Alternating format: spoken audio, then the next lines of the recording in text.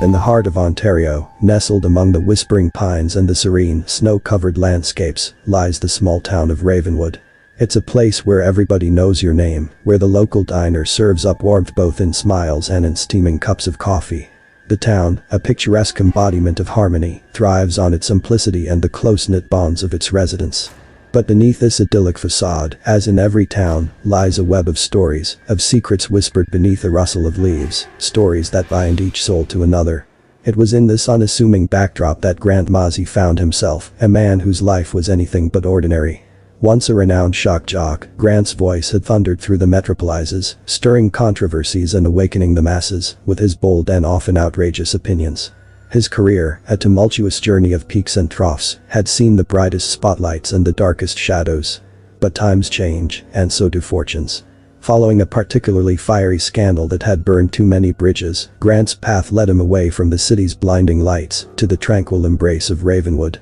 Grant wasn't your typical small-town man. His voice, still resonant with the echoes of past battles, carried a certain weight, a certain defiance that didn't blend easily with the gentle murmurs of Ravenwood. Yet, here he was, the host of a modest early morning show at the local radio station, CLSY. A role he both relished and despised, a sanctuary and a prison. Every morning, as he adjusted the microphone and gazed through the foggy window at the awakening town, he felt a strange mix of peace and restlessness stir within him. It was on one such morning, as the first light of dawn hesitantly spilled over the horizon and the town slowly stirred to life, that our story begins. A morning that promised nothing but the routine, the familiar comfort of old tunes and casual banter. A morning that would unfurl into a day unlike any other, marking the beginning of an unfathomable nightmare, whispering its way through the airwaves. Grant Mozzie had no idea, as he sipped his lukewarm coffee and skimmed through the day's notes, that he was about to become the nexus of a chilling saga. The quiet before the storm hummed softly, a deceptive lullaby, as Ravenwood, in its unsuspecting slumber, edged closer to the precipice of an abyss it could never have fathomed. And so, as the red light flicked on and Grant's deep voice resonated through the early morning haze, a tale of unimaginable terror began to weave itself into the fabric of Ravenwood, its threads invisible yet unbreakable, its shadows looming, ready to engulf all in its path. The stage was set, the actors in place, and the first lines of the deadly broadcast were about to be spoken. The sun hadn't yet climbed high enough to chase away the chill of the lingering night, but the town of Ravenwood was already gently humming with the beginnings of the day. Inside the cozy, somewhat cramped confines of CLSY radio station, Grant Mozzie, with his unmistakable baritone, was setting the stage for what he believed would be just another day in the life of a shock jock in exile. "Good morning, Ravenwood," Grant's voice danced through the airwaves, a stark contrast to the sleepy murmur of the town outside. "You're tuned into 660 on your dial, and I'm Grant Mozzie, bringing you the truth, one scandal at a time. Or, just the weather and local gossip if that's your fancy." The control room was bathed in the soft, warm glow of the morning light filtering through the blinds. Laurel Ann, the producer, a young woman with an air of quiet competence, monitored the sound levels, her fingers dancing gracefully over the switches and dials. She exchanged a knowing glance with Grant, a silent conversation they'd perfected over countless mornings. The show meandered through the usual segments, a light-hearted take on the local news, a few throwback hits, and the ever-popular weather report. But as the clock's hands continued their relentless march, an unusual undercurrent began to weave its way into the fabric of the morning broadcast. It started as a trickle odd stories popping up in the news feed, a couple of bizarre incidents reported by the early risers of Ravenwood. A man found wandering in the woods, muttering gibberish. A family rushed to the hospital after falling ill during their breakfast, their words slurred and nonsensical. Grant, ever the provocateur, latched onto these stories with a mixture of skepticism and intrigue. "Seems like the cold's getting to people's heads, eh, Laurel Ann?" Grant quipped, his eyebrow arching in amusement. "Or maybe Ravenwood's got its very own boogeyman now. Watch out, folks, don't let the bedbugs, or should I say, the word bugs, bite." Laurel Ann offered a half smile, her attention partly on the increasingly frantic calls coming through the station's lines. Listeners were calling in, their voices tinged with confusion and fear, reporting more of these strange occurrences. Words were twisted, sentences fragmented, communication breaking down. As the morning wore on, the light-hearted banter gradually gave way to a palpable tension. The stories were no longer just oddities to be laughed off, they were becoming a pattern, a sinister thread weaving through the very heart of Ravenwood. Grant, for all his bravado, felt a knot tighten in his stomach. The world outside the radio booth, once so familiar, was morphing into something unrecognizable, something unsettling. The clock ticked on, the sun climbing higher, casting long shadows across the room. The phone lines buzzed incessantly, a cacophony of fear, confusion, and desperate pleas for explanation. And in the midst of this growing chaos, Grant Mozzie, the man who thought he'd seen it all, realized that this was no ordinary morning in Ravenwood.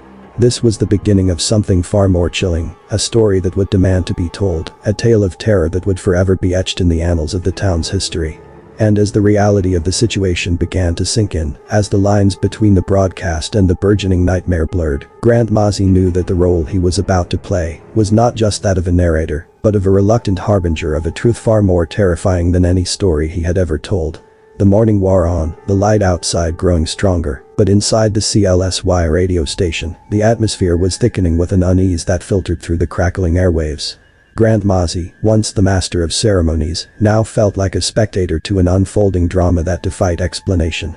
Calls flooded the station, each one a fragment of a larger, more disturbing picture. Reports of loved ones speaking in unintelligible sentences, of teachers unable to communicate with their students, of entire families locked in a silent struggle against an unseen adversary. The air in the studio grew heavy, charged with a mixture of fear and the responsibility of being the town's beacon in this inexplicable storm. Laurel Ann's fingers hovered over the switchboard, her face a mask of concentration and concern. She filtered calls, trying to maintain a semblance of order, but the tide was rising too fast, too furiously. Each new report added weight to a sinking realization.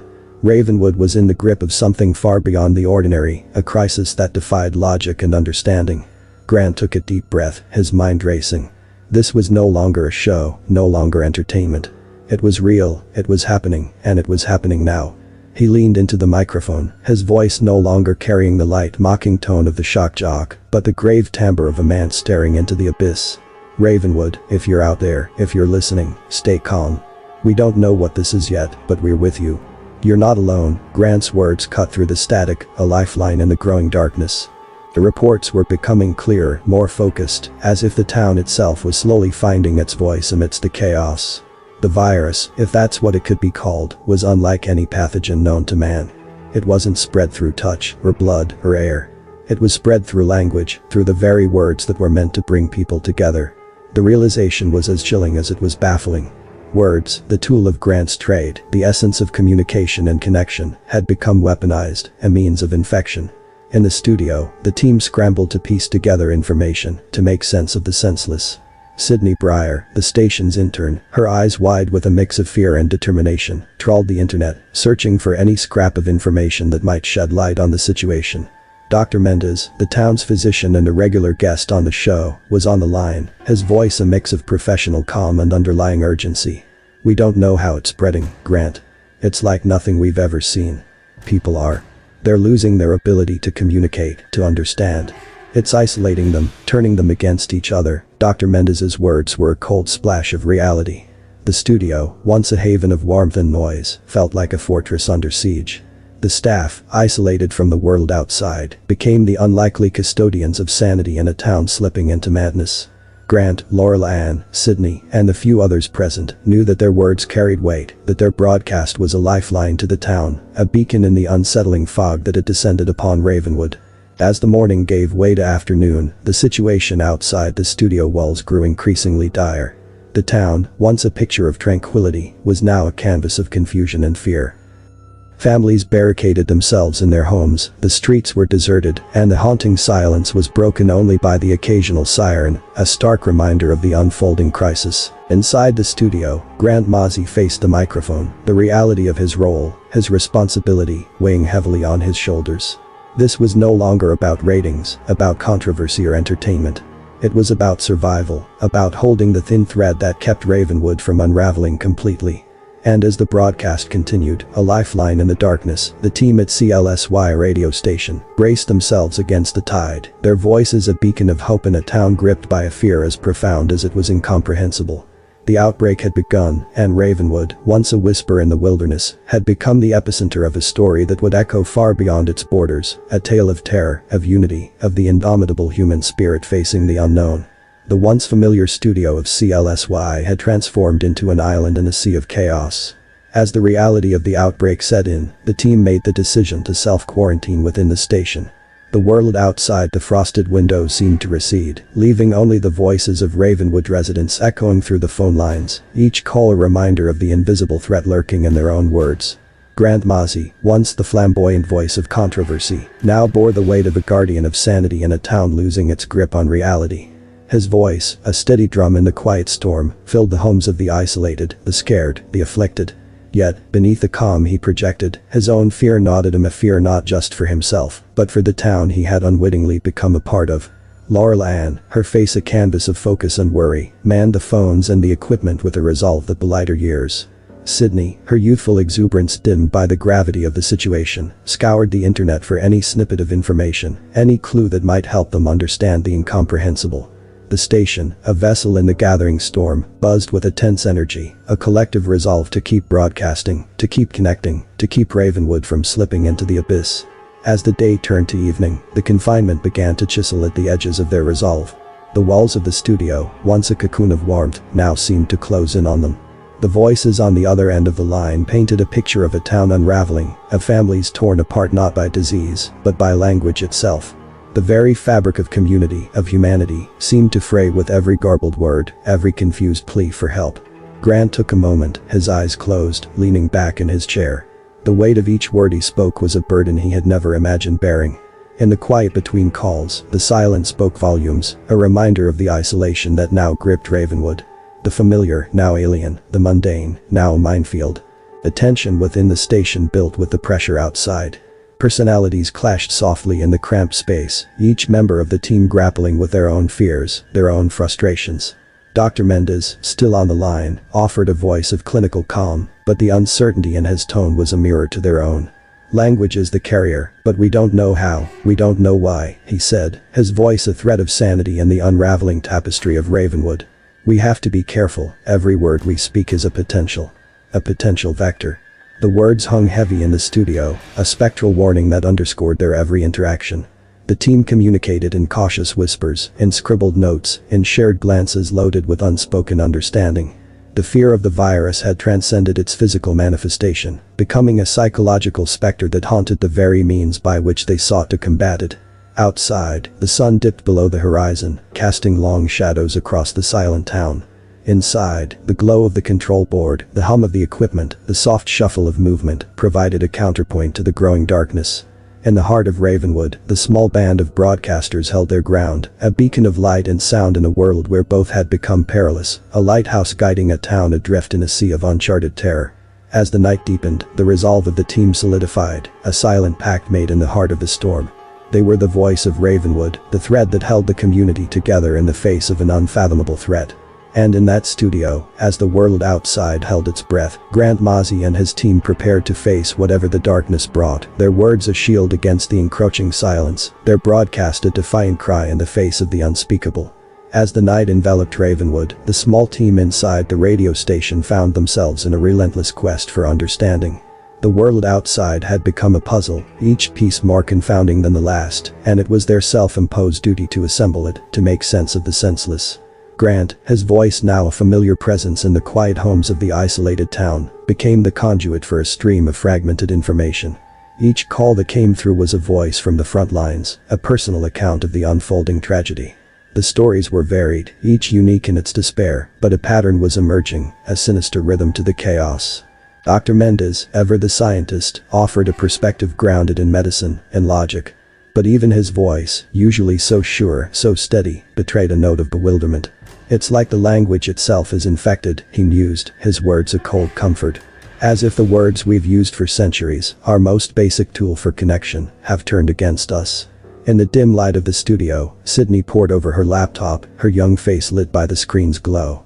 The internet, a vast sea of information, seemed just as lost, just as desperate for answers.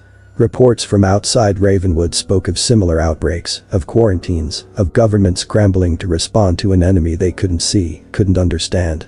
Laurel Ann, her hand steady on the switchboard, brought a sense of order to the chaos. Her voice, when she spoke, was a calm in the storm, a reminder that even in the darkest of times, humanity's resilience, its innate need to connect, to comfort, to stand together, persisted. The confinement of the studio, once a haven, now felt like a vise, tightening with each passing hour.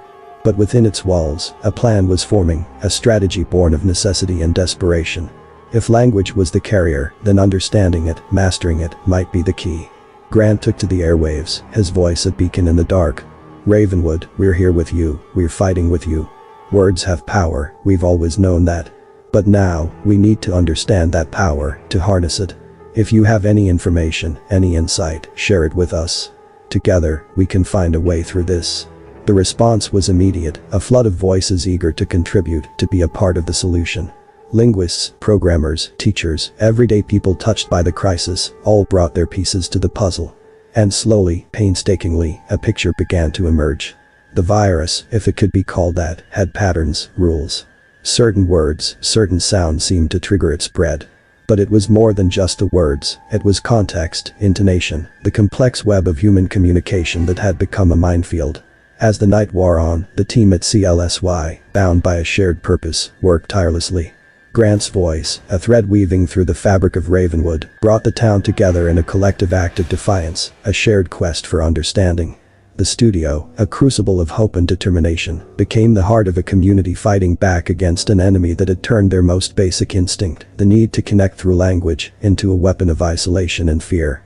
And in that small town, in the heart of Ontario, a battle was waged not with guns or bombs, but with words, with knowledge, with the unbreakable spirit of humanity. The dawn was still a distant promise, but in the darkness, a light had been kindled, a flame of resistance that would not be easily extinguished. The search for answers continued, a beacon of hope in a world shrouded in uncertainty and silence. As the dawn began to pierce the darkness outside, the weariness inside the CLSY radio station was palpable. Yet, beneath the exhaustion, a current of electrified determination surged through the team. The night had been long, filled with voices crying out from the shadows of confusion and fear, but it had also brought a glimmer of hope, a faint outline of a path through the chaos. The breakthrough came unexpectedly, a serendipitous connection made in the weary hours of the morning. A linguist from a nearby university, her voice crackling through the phone line, shared a revelation that would become the cornerstone of their fight. The virus, it's not just about the words or the language, she explained, her tone a mixture of excitement and trepidation. It's about understanding, about perception. It's as if the virus infects the meaning, the comprehension of the words, not just the words themselves. This insight was a spark in the dry tinder of their plight. If the virus infected comprehension, then perhaps altering the way language was used, changing the rules of communication, could render it inert. The idea was radical, untested, but in the absence of alternatives, it shone like a beacon of desperate hope. Grant, his mind racing with possibilities, took to the airwaves once more. Ravenwood, we've been through the night together, and we're not done yet. We've got an idea, a way to fight this thing. It's going to take all of us, every single one of you. We're going to change the way we speak, the way we communicate. We're going to take back our words, our connections, our town. The plan was audacious. The team began to craft broadcasts using unconventional language structures, employing linguistic tricks and roundabout methods of communication. They experimented with rhymes, with nonsensical sentences, with anything that might disrupt the normal process of comprehension, and thus, hopefully, the spread of the virus. Sydney, her eyes bleary but determined, coordinated with online communities, spreading the word, sharing the strategy. Laurel Ann, her hand ever steady on the controls, managed the influx of calls, the station transforming from a beacon of news to a hub of resistance. Dr. Mendez, his medical expertise now intertwined with linguistics, offered guidance, his voice a steadying force in the swirling vortex of their endeavor. The town responded. Reports came in of people trying the method, of families communicating in these new, strange ways, of communities banding together in the face of an enemy that sought to isolate them. The atmosphere in the studio was one of controlled chaos, a symphony of desperation and determination, each member of the team a vital instrument in the composition of their counterattack. But with each passing hour, the weight of their task, the magnitude of their responsibility, pressed down on them. The air in the studio grew thick with tension, with the unspoken fear of what failure might mean. The virus, an unseen specter, lurked in every pause, every breath, a constant reminder of the razor's edge upon which they balanced. As the day broke, painting the sky with hues of hope and dread intertwined, the team at CLSY radio station and the town of Ravenwood stood at the precipice. The plan was in motion, a unique and unorthodox assault on an enemy that defied understanding. The outcome was uncertain, the path fraught with peril, but in the hearts of those within the studio, and those huddled around their radios throughout the town, burned a flame of defiance, a shared resolve to reclaim their lives, their town, their humanity, from the clutches of the unspeakable. And as Grant's voice, a familiar friend in the uncertainty of dawn, filled the airwaves, it carried with it not just words, but a message of unity, of strength, of the indomitable human spirit that shines brightest in the darkest of times. The broadcast was not just a transmission, it was a declaration, a challenge, a rallying cry that echoed through the streets of Ravenwood, a town united against the unimaginable, standing together at the edge of the abyss, ready to fight for the light of day. The morning in Ravenwood broke with a silence that was palpable, a tense anticipation hanging over the town like a thick fog. Inside the CLSY radio station, the team faced the microphone, the instrument that had become their sword and shield in this unprecedented battle. The plan they had devised was set in motion, a daring gambit to use language, the very medium of the virus's spread, as a means to halt its terrifying march. Grant Mozzie, his voice a constant through the long night, now carried the weight of their collective hope. The broadcast was carefully crafted, each word, each pause, each inflection designed to disrupt the normal patterns of understanding. It was a linguistic labyrinth, a puzzle meant to confuse not just the listeners, but the insidious virus that preyed upon their comprehension. "Good morning, Ravenwood," Grant began, his voice steady but laced with an unspoken urgency. "Today, we speak in riddles, in rhymes, in roundabout tales. Today, we twist our words, turn them on their heads, make them dance in patterns new and strange." The response was immediate and overwhelming.